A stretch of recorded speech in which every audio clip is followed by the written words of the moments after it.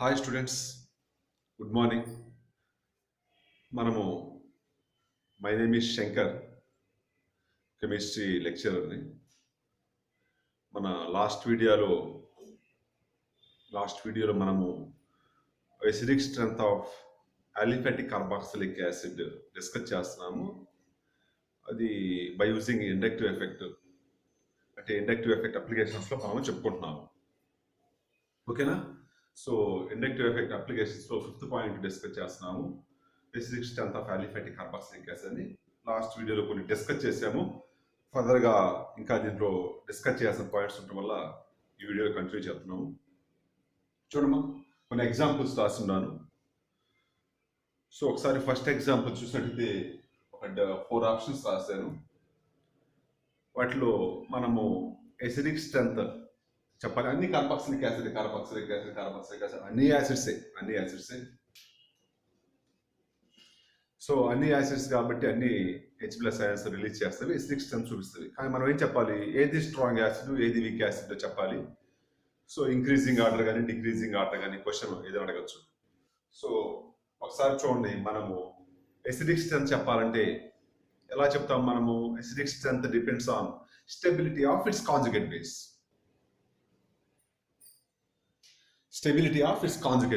So conjugate base రాయాలంటే మనం ఏం చూడాలి? ఎసిడిక్ స్ట్రెంత్ చెప్పాలంటే stability of its conjugate base చూడాలి. సో కాంజుగేట్ బేస్ స్టెబిలిటీ చూడాలంటే మనం ఏం చేయాలి? H+ ని రిమూవ్ చేయాలి. ఫర్ ఎగ్జాంపుల్ ఒక H+ ని రిమూవ్ చేసేసారు.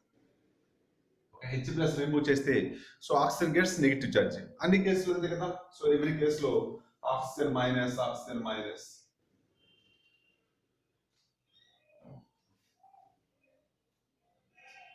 అన్ని ఎగ్జాంపుల్స్ లో oxygen with negative charge. Oxygen minus అంటే ఎవరు? యానియాన్. సో మనకి ఆల్రెడీ డిస్కస్ చేసుకున్నాము. యానియాన్ స్టెబిలైజ్ అవ్వాలంటే ఎవరు ఉండాలి? Electron withdrawing group. Check చేసుకోండి ఒకసారి. సో ఈ COO మైనస్ నెగిటివ్ ఛార్జ్ అనేది ఎవరు కనెక్ట్ అయింది? COOH. సో ఈ COOH అనేది ఎక్కడ రాసాము? -I group. సో ఈ -I గ్రూప్ అంటే ఎవరు? Electron withdrawing group. So కాబట్టి సో మనకి యానయాన్ స్టెబిలైజ్ అవ్వాలంటే ఫ్రెండ్ ఎవరు? Electron withdrawing group. కాబట్టి మనకు కావాల్సిన ఎలక్ట్రాన్ విత్ డ్రాయింగ్ గ్రూప్ ఉంది, కాబట్టి వెరీ గుడ్. బట్ ఈ కేసులో చూసుకోండి, ఈ కేసులో ఎవరున్నారు? Electron withdrawing group. Here also electron withdrawing group. అన్ని కేసుల్లో conjugate base electron with drawing groups connect అయ్యండి, వెరీ గుడ్. సో మరి డిఫరెన్స్ ఏంటి? ఎసిడిక్ స్ట్రెంత్ చెప్పాలంటే ఏం చూడాలి మరి? సో అన్ని electron withdrawing group connect అయ్యింది. అన్ని ఎలక్ట్రాన్ విత్ డ్రాయింగ్ గ్రూప్స్ ఏంటి? సేమ్. మరి డిఫరెన్స్ ఏంటి? డిస్టెన్స్. ఇక్కడ చూడండి, what ever negative charge of oxygen COO- అనేది ఎవరు కనెక్ట్ అయ్యింది? Electron withdrawing group direct గా కనెక్ట్ అయింది, వెరీ క్లోజ్ గా ఉన్నప్పుడు వాట్ ఎవర్ ఈ ఎక్స్ట్రా నెగిటివ్ ఛార్జ్ ని ఈజీగా తన వైపు అట్రాక్ట్ చేసుకోగలదు. So negative charge of oxygen decreases easily. So ఎందుకని? ఎలక్ట్రాన్ విత్ డ్రాయింగ్ గ్రూప్ అనేది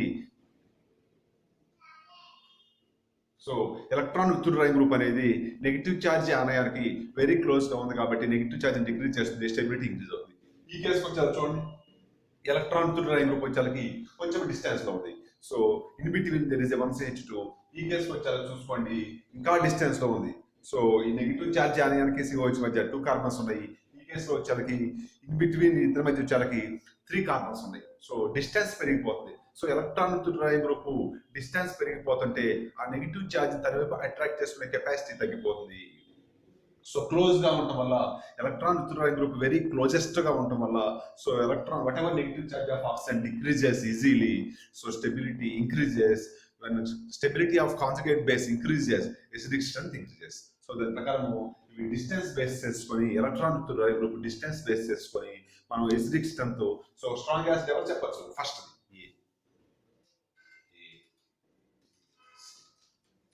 సో ఈజీగా మనము electron withdrawing group distance లో ఉండటం వల్ల electron with drawing power week గా ఉంటుంది, కాబట్టి నెగిటివ్ ఛార్జ్ అలాగే ఉంటుంది, డిక్రీజ్ అవ్వదు. కాబట్టి స్టెబిలిటీ సో బెటర్ గా ఏమి ఉండదు. కాబట్టి సింపుల్ గా distance of electron withdrawing group ప్రకారం సింపుల్ చెప్తున్నాం. సో అదే విధంగా ఆల్కహాల్ లో చెప్పినట్టు ఎసిడిక్ స్ట్రెంత్ అక్కడ ఒకసారి Ka ఆర్డర్ అడతారు, acid dissociation constant order. So మనం చెప్పుకున్నాము Ka is directly proportional to acidic strength. కాబట్టి ఎసిడిక్ స్ట్రెంత్ ఆర్డర్ ఏదైతే ఉందో అదే కేఏ ఆర్డర్ కూడా అడుగుతుంది, అదే కేఏ ఆర్డర్ కూడా అవుతుంది. So okay, so acidic strength order nothing but Ka order.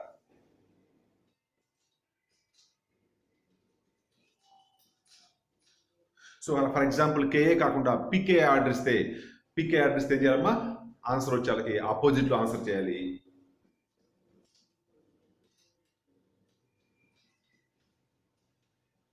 So PK order వస్తే క్వశ్చన్ ఒకవేళ అవే కాంపౌండ్స్ ఇచ్చి పీకే ఆర్డర్ రాయమంటే ఏం చేయాలి, రివర్స్ లో ఆన్సర్ రాయాలి.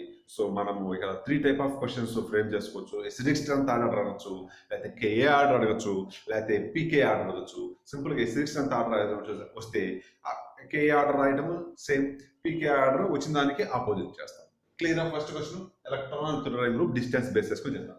నెక్స్ట్ చూడమ్మా, ఫస్ట్ క్వశ్చన్ ఒకసారి చూడమ్మా. నేమ్స్ ఇవి అబ్జాలిక్ యాసిడ్, దీని పేరు మ్యాలోనిక్ యాసిడ్, సక్సనిక్ యాసిడ్, గ్లూటారిక్ యాసిడ్, గ్లూటారిక్ జీ. ఓకేనా. నెక్స్ట్ వచ్చేది ఇంకో ఫ్యూ మోర్ ఎగ్జాంపుల్స్ రాశాను, వీటి చూడమ్మా. Carboxylic acid same carboxylic acid కాబట్టి ఎసిడిక్ అని చెప్పుంటే ఏం చెప్పాలి మనము, సేమ్ అదే రాయాలి. సో హెచ్ ప్లస్ రిమూవ్ చేయాలి, కాంజుగేట్ బేస్ రాసుకోవాలి. హెచ్ ప్లస్ రిమూవ్ చేయాలి, హెచ్ ప్లస్ రిమూవ్ చేయాలి, హెచ్ ప్లస్ రిమూవ్ చేయాలి, conjugate base. H plus remove చేశాను, కాంజుగేట్ బేస్. ఎసిడిక్ స్ట్రెంత్ అంటే సింపుల్ గా హెచ్ ప్లస్ రిమూవ్ చేసుకొని కాంజుగేట్ బేస్ రాసుకొని వాటి స్టెబిలిటీ చూసుకోవటం, వాటి స్టెబిలిటీ చూసుకోవటమే. ఏది మోర్ స్టేబుల్ అయితే అదే స్ట్రాంగ్ యాసిడ్. సో చూద్దాము, దీన్ని చూడమ్మా. ఇది electron with drawing oxygen with negative charge ఉంది, ఎవరు కనెక్ట్ అయింది, electron withdrawing group connect అయింది.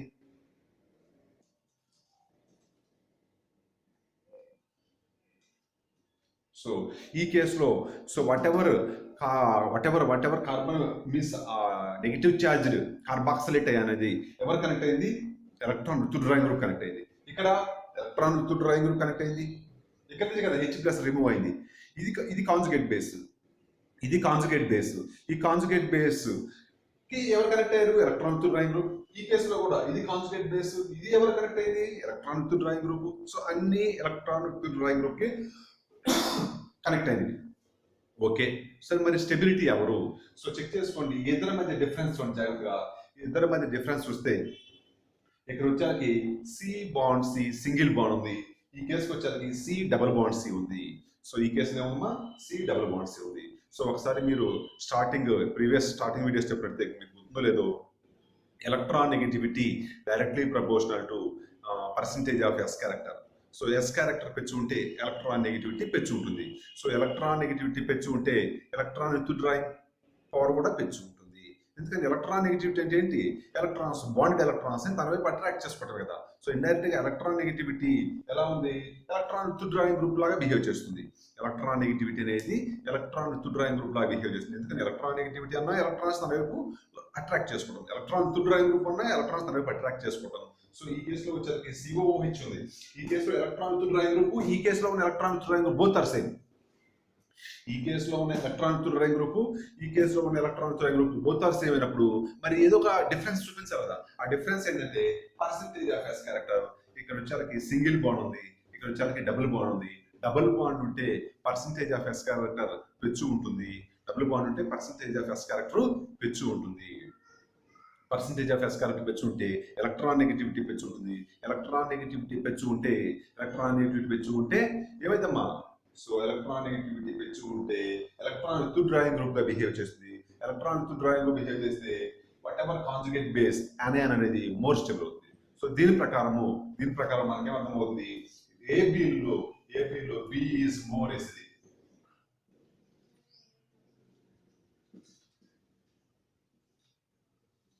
సో బి అండ్ ఏలో బి ఈస్ మోర్ ఎసిడిక్.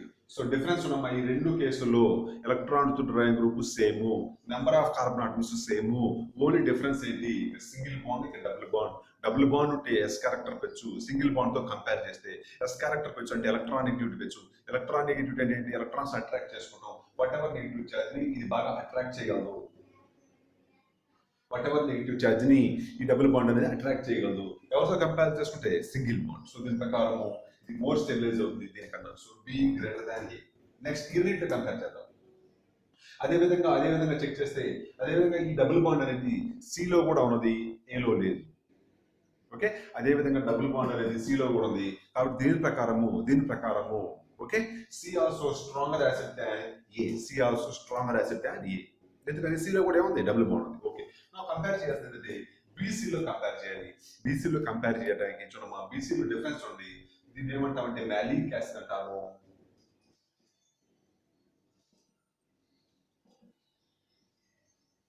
దీన్ని ఏమంటామంటే మ్యాలిక్ యాసిడ్ అంటాము.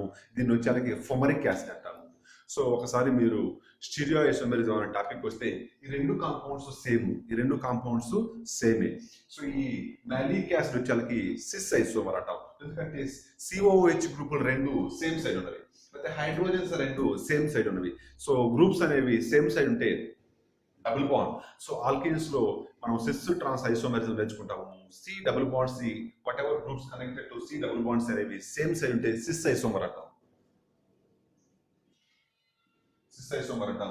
సో ఈ విధంగా సిఓహెచ్ సేమ్ గ్రూప్స్ ఆపోజిట్ లో ఉంటే ఏమంటాము ట్రాన్స్ ఐసోమర్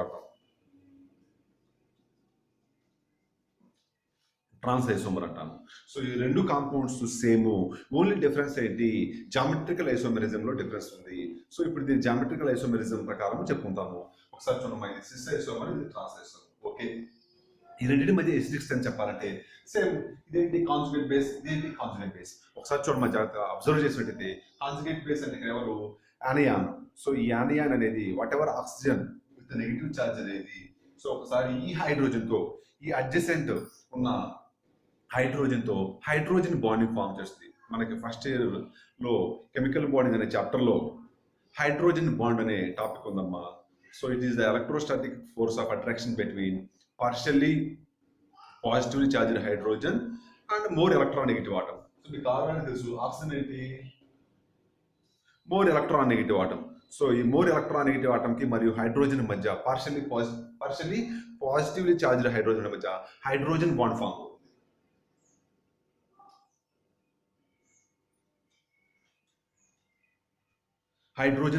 అవుతుంది. సో ఈ విధంగా హైడ్రోజన్ బాండ్ ఫామ్ అవటం వల్ల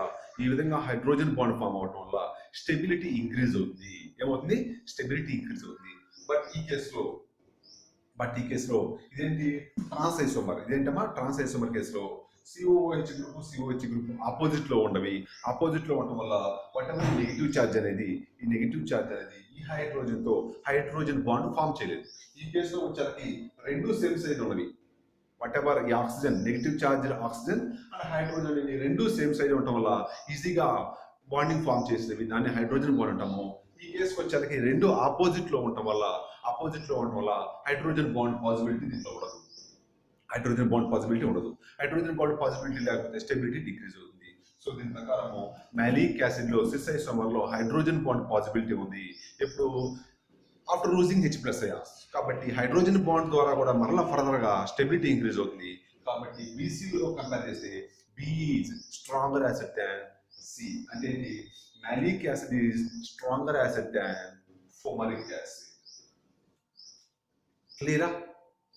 సో ఏబీలోనేమో మనము పర్సంటేజ్ ఆఫ్ ఎస్ క్యారెక్టర్ చెప్పుకున్నాము, అయితే డిఫరెన్స్ ఇన్ ఎలక్ట్రాన్ చెప్పినాము. బీసీలోనేమో దీంట్లోనేమో హైడ్రోజన్ బాండ్ ప్రెజెన్స్ అవడం వల్ల సో వాట్ ఎవర్ ఫామ్ అయిన నెగిటివ్ ఛార్జ్ అయ్యాను ఫర్దర్ గా స్టెబిలైజ్ అవుతుంది హైడ్రోజన్ బాండ్ వల్ల.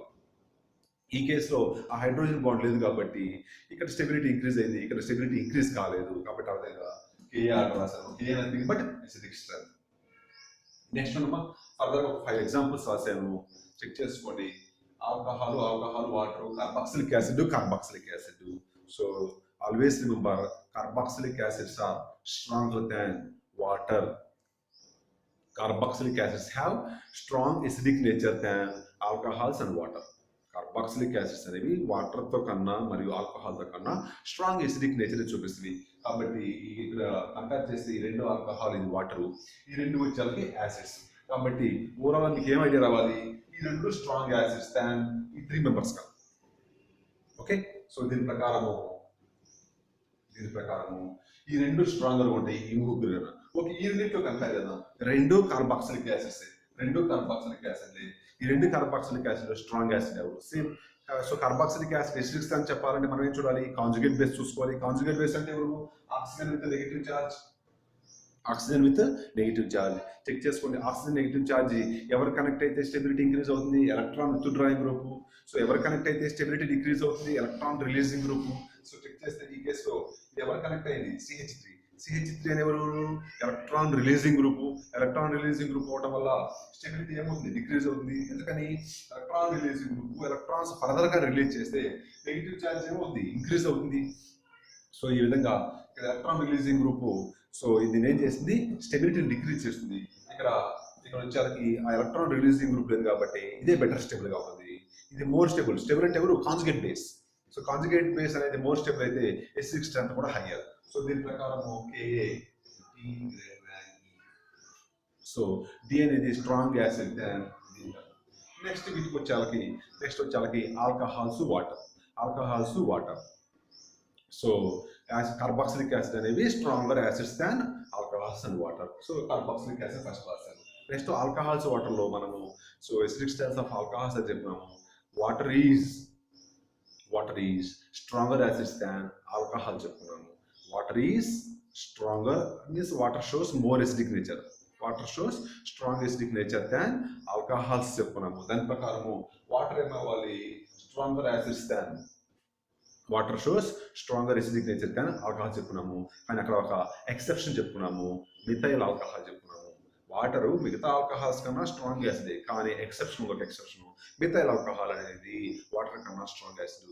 దాని ప్రకారము సో ఇప్పుడు ఈ వాటర్ కన్నా స్ట్రాంగ్ యాసిడ్ ఎవరు అవుతారు, మిథైల్ ఆల్కహాల్. నెక్స్ట్ ఎవరు, వాటర్. నెక్స్ట్ ఎవరు, ఇథైల్ ఆల్కహాల్. ఎందుకని, ఆల్కహాల్స్ ఏమన్నాము, వాటర్ కంటే వీక్ యాసిడ్స్ అన్నాము. ఆల్కహాల్స్ ఏమన్నాము, వాటర్ కన్నా వీక్ ఎసిడిక్ నేచర్ అన్నాము. సో దీని ప్రకారము వాట్ ఎవర్ ఇథైల్ ఆల్కహాల్ అది వీక్ ఎసిడిక్ నేచర్ ఎవరికంటే వాటర్ కన్నా. కానీ ఎక్సెప్షన్ మిథైల్ ఆల్కహాల్ కాబట్టి మిథైల్ ఆల్కహాల్ ముందే నోట్ చేసుకున్నాం. క్లియరా? Last concept check చేసుకున్నామా.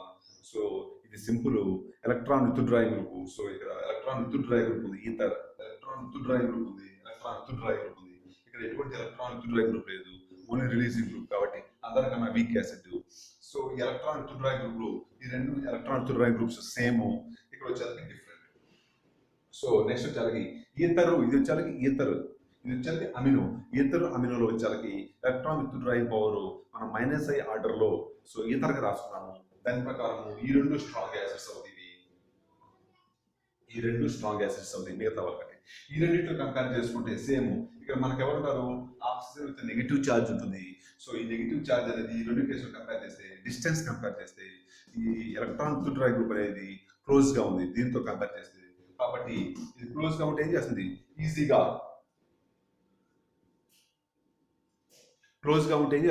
What ever negative charge of oxygen ని ఈజీగా తన వైపు అట్రాక్ట్ చేసి negative charge of oxygen decrease చేసి స్టెబిలిటీ ఇంక్రీజ్ చేస్తుంది. కాబట్టి ఇది మోర్ స్టేబుల్. ఇది వచ్చేసరికి డిస్టెన్స్ లో ఉంది ఆక్సిజన్. సో కాబట్టి B ఈ స్ట్రాంగర్ ఎసిడిక్ నేచర్ దాన్ C. నెక్స్ట్ వచ్చేసరికి అమినో గ్రూప్. నెక్స్ట్ ఎవరు, అమినో గ్రూప్. లాస్ట్ లో A. ఇక్కడ D ఎందుకు రాశారంటే, ఏ కంటే Dలో ఎలక్ట్రాన్ విత్ డ్రాయింగ్ గ్రూప్ ఉంది, అమినో గ్రూప్. Aలో ఎటువంటి ఎలక్ట్రాన్ విత్ డ్రాయింగ్ గ్రూప్ లేదు. క్లియరా?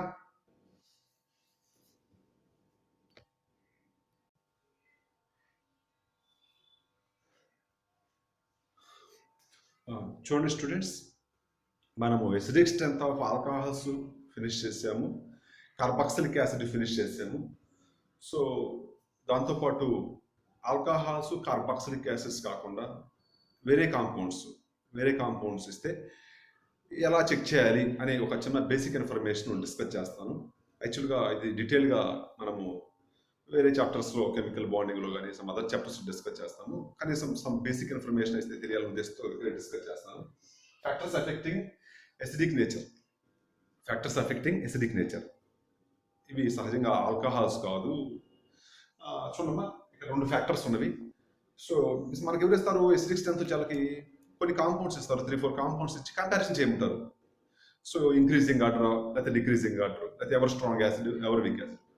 సో ఈ ఫ్యాక్టర్స్ ఉన్న రెండు పాయింట్లు ఉన్నాయి. ఒకటేమో పీరియడ్స్లో ఇస్తే మనకి ఇచ్చిన యాసిడ్స్ ఒక పీరియడ్ సంబంధించిన ఎలిమెంట్స్ అయితే ఎసిడిక్ స్ట్రెంత్ ఎలా చెప్పాలి, లేకపోతే మనకి ఇచ్చిన కాంపౌండ్స్ ఒక గ్రూప్ సంబంధించినవి అయితే ఎలా చెప్పాలి ఎసిడిక్ నేచర్. చూడమ్మా ఒక పీరియడ్ సంబంధించి ఒక ఫర్ ఎగ్జాంపుల్ మనం period element second period elements తీసుకుంటే చూడండి ఒకసారి జాగ్రత్తగా carbon, nitrogen, oxygen, fluorine.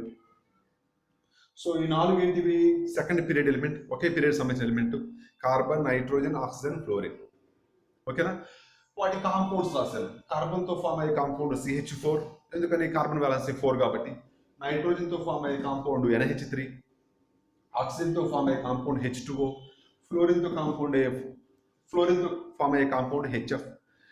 Hydrogen ఎందుకు రాశాను మనం డిస్కస్ చేస్తుంది ఎసిడిక్ అంటే ఏం చేయాలి H+ డొనేట్ చేయాలి కాబట్టి తప్పనిసరిగా ఇది ఎవరితో కంబైన్ అవ్వాలి H+ డొనేట్ చేయాలంటే హైడ్రోజన్తోనే కాబట్టి CH4 NH3 H2O HF. ఈ 4 కాంపౌండ్స్ ఇచ్చి ఎసిడిక్ నేచర్ చెప్పమంటాడు. ఎసిడిక్ నేచర్ చెప్పుకుంటే మనం ఏమి చెక్ చేసుకోవాలి ఆల్రెడీ చెప్పుకున్నాము H+O అయాన్ని రిలీజ్ చేయాలి. H+O అయాన్ని రిలీజ్ చేస్తే CH4 లో నుంచి H+O అయాన్ని రిలీజ్ చేస్తే మనకేమొస్తుంది CH3-. అదేవిధంగా NH3 లోంచి H+ అయాన్స్ రిలీజ్ చేస్తే ఏమొస్తుంది NH2-. H2O లోంచి రిలీజ్ చేస్తే ఏమొస్తుంది OH-1. అదేవిధంగా HF లోంచి రిలీజ్ చేస్తే ఏమొస్తుంది F-1. అన్ని కేసుల్లో అంతే కదా -1. ఇవేంటివి కాంజుగేట్ బేస్. ఎసిడిక్ స్ట్రెంత్ చెప్పడం అంటే సింపుల్ కాంజుగేట్ బేస్ రాయటమే. కాంజుగేట్ బేస్ ఎలా రాయాలి H+1 రిమూవ్ చేయాలి. సో H+1 రిమూవ్ చేసినాక వచ్చిన కాంజుగేట్ బేస్ ఇవి. సో మనం ఏం చెక్ చేయాలి స్టెబిలిటీ చెక్ చేయాలి. Stability of conjugate base starting నుంచి అయితే చెప్పుకుంటుంది acidic strength is directly proportional to stability of its conjugate base. So ఇక్కడ 4 కాంజుగేట్ బేస్ ఉన్నవి, 4 కాంజుగేట్ బేసెస్ ఉన్నవి, వాటి స్టెబిలిటీ చెక్ చేయాలి. సో ఇప్పుడు వీటి స్టెబిలిటీ ఎలా చెప్పాలి? సో ఇప్పుడు దాకా మనం చెప్పుకున్న వాటిలో స్టెబిలిటీ వచ్చేళ్ళకి electron releasing groups, electron withdrawing groups చెప్పుకున్నాము. ఎందుకని అక్కడ ఏదైతే మనకి కాంజుగేట్ బేస్ ఉన్నాయో అన్ని వచ్చేళ్ళకి C-.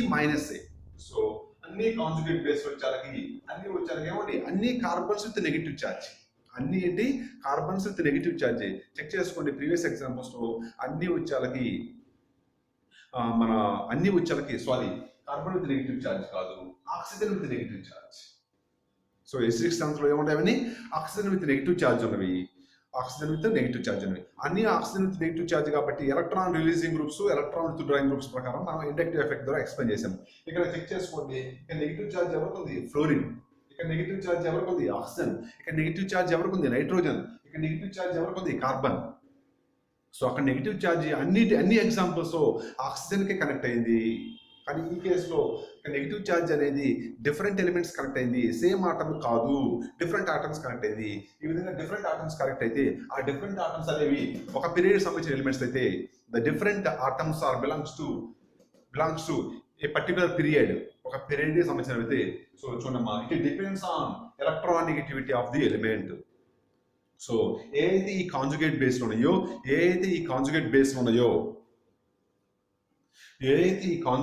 ఉన్నాయో ఆ కాంజుగేట్ బేస్ యొక్క స్టెబిలిటీ ఎవరి మీద ఆధారపడిందంటే electron negativity of the element. So మీకు ఆల్రెడీ తెలుసు ఈ 4 ఎలిమెంట్స్ లో మోర్ ఎలక్ట్రాన్ నెగటివ్ ఎవరు, మనము అక్కడ కెమికల్ పీరియాడిక్ ప్రాపర్టీస్ నేర్చుకున్నాము. In a period electron negativity left to right ఏమైంది ఇంక్రీజెస్ అయింది. In a period electron negativity increases from left to right. దాని ప్రకారం ఎలక్ట్రాన్ నెగటివిటీ ఆర్డర్ ఏమవుతుంది. So fluorine is the more electronegative element. చూడమ్మా depends on electronegative element. Fluorine more electronegative element అంటే fluorine దగ్గర ఏముంటానికి ఇష్టపడింది negative charge. నువ్వే అంటున్నావు electron negative element negative అంటున్నావు కాబట్టి ఫ్లోరిన్ దగ్గర సో నెగిటివ్ ఛార్జ్ ఉంటే కంఫర్ట్ గానే ఉండిద్ది. నెగిటివ్ ఛార్జ్ ఉంటే దానికి నో ప్రాబ్లం, దానికి ఎటువంటి ప్రాబ్లం లేదు. Because it is more electron negative element కాబట్టి మోర్ నెగిటివ్ ఛార్జ్ ఉన్నా కూడా పెద్దగా ఇబ్బంది ఉండదు. కాబట్టి చూడమ్మా సో ఈ 4 కాంపౌండ్స్ ఈ 4 ఆటమ్స్ లో fluorine is more electron negative element. More electron negative element మీద నెగిటివ్ ఛార్జ్ ఉంటే నో ప్రాబ్లం, స్టెబిలిటీకి ఇబ్బంది ఏం లేదు. ఓకే కాబట్టి fluorine is more electron negative element కాబట్టి ఫ్లోరిన్ కంటే నెగిటివ్ ఛార్జ్ సో ఇటువంటి స్టెబిలిటీలో డిక్రీజ్ అయితే ఉండదు.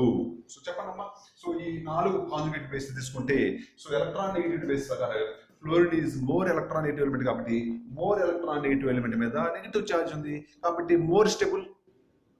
కార్బన్ వచ్చేసరికి లెస్ ఎలక్ట్రాన్ నెగిటివ్ ఎలిమెంట్ కాబట్టి లెస్ ఎలక్ట్రాన్ నెగిటివ్ ఎలిమెంట్ మీద నెగిటివ్ ఛార్జ్ ఉంటే less stable. More electron negative element మీద నెగిటివ్ ఛార్జ్ ఉంటే more stable, less electron negative element మీద నెగిటివ్ ఛార్జ్ ఉంటే లెస్ స్టేబుల్. ఆ కాన్సెప్ట్ ప్రకారం స్టెబిలిటీ ఎవరు? ఈ స్టెబిలిటీ కాంజుగేట్ బేస్ స్టెబిలిటీ. కాబట్టి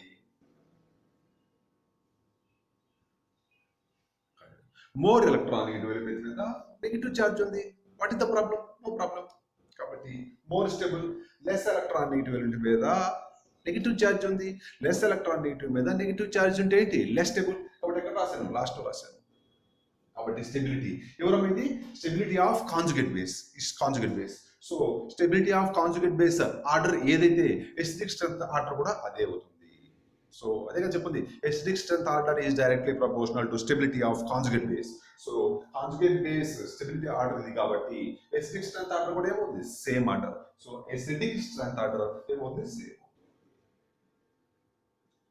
సేమ్ అవుతుంది. సింపుల్. ఓకేనా? సో ఇంకొంచెం డీటెయిల్గా కూడా చెప్పాను. Electron negativity of hydrogen 2.1, fluorine 4. So electron negativity fluorine వచ్చేసరికి 4, హైడ్రోజన్కి వచ్చేసరికి 2.1.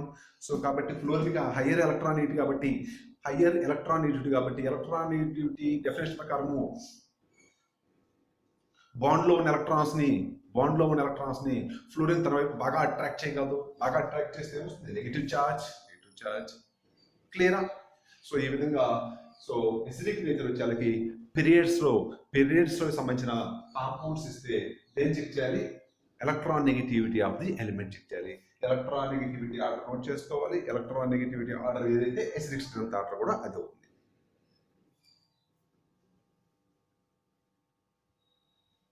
ఓకే, గ్రూప్స్ లోకి వస్తే ఎలా? సో మీకు ఇచ్చిన గివెన్ కాంపౌండ్స్ అనేవి 3-4 కాంపౌండ్స్ ఇచ్చారు. ఎసిడిక్ నేచర్ చెప్పంటున్నారు. అవి for example if they belongs to a particular group అయితే చూద్దాం. ఇక్కడ ఒక గ్రూప్ ఎలిమెంట్ రాశాను. 17th గ్రూప్ ఎలిమెంట్స్ రాశాను. Fluorine, bromine, iodine. 17th group elements రాశాను. Fluorine, bromine, iodine. మనం ఏం చేయాలి? ఎసిడిక్ నేచర్ అంటే ఏం చేయాలి? H+ ఉండాలి. కాబట్టి వాటి యొక్క యాసిడ్స్ రాశాను. HF, HCl, HBr, HI. క్లియరా? సో ఫ్లోరిన్ తో వచ్చే యాసిడ్ హైడ్రోఫ్లోరిక్ యాసిడ్, క్లోరిన్ తో వచ్చేది హైడ్రోక్లోరిక్ యాసిడ్ రాశాను. ఓకే, ఎసిడిక్ అంటున్నావు. యాసిడ్ అంటే ఏం చేస్తుంది? H+1 రిలీజ్ చేస్తుంది. H+1 రిలీజ్ చేస్తే ఏమొస్తుంది? F-1 conjugate base. So acids ఏం చేస్తాయి? H+1 రిలీజ్ చేస్తాయి. రిలీజ్ చేసిన మిగిలినది ఏంటి? Conjugate base. సో దీని నుంచి వచ్చే కాంజుగేట్ బేస్ ఏంటి? F-1. ఇక్కడ వచ్చేది Cl-1, ఇక్కడ Br-1, ఇక్కడ I-1. ఓకే, ఇవేంటివి? Conjugate base.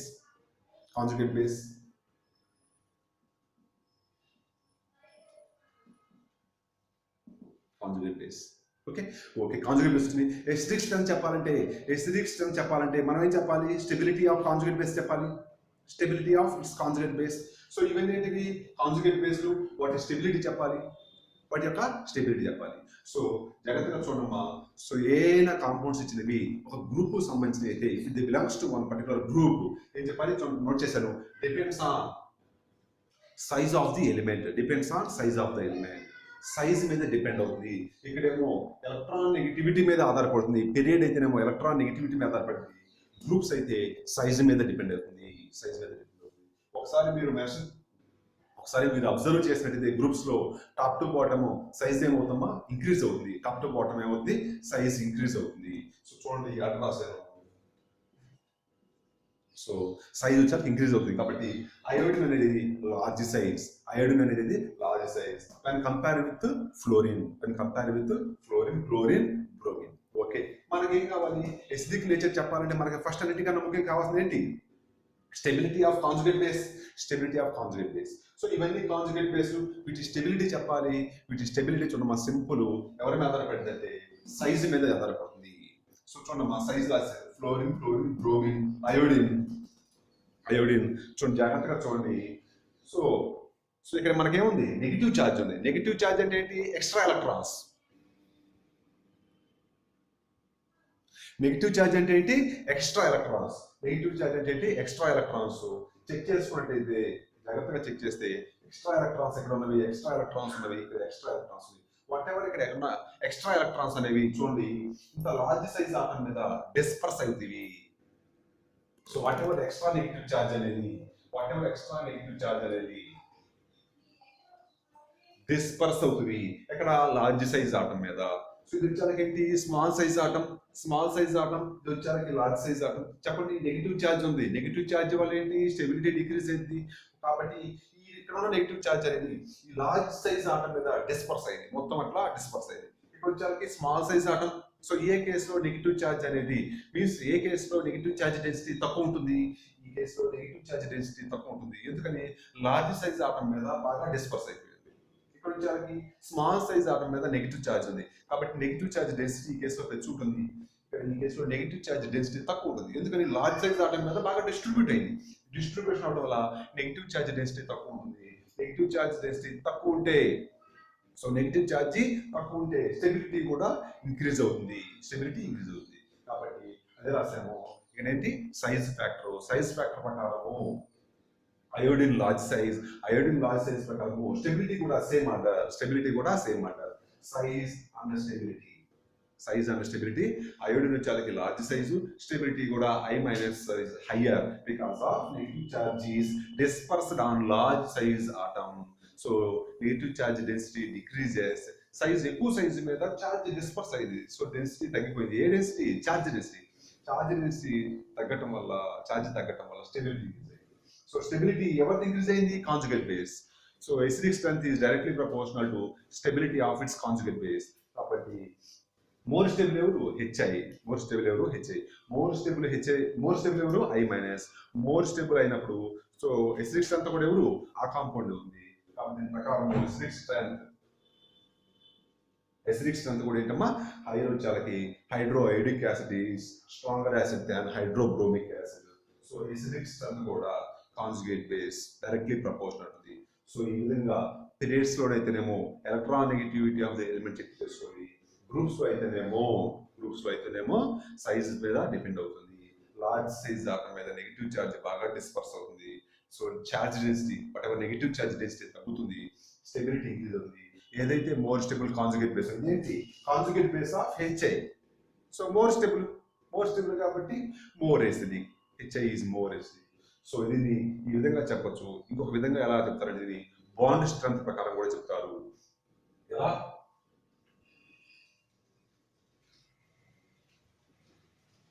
బాండ్ స్ట్రెంత్ అనే కాన్సెప్ట్ ద్వారా చెప్తారు.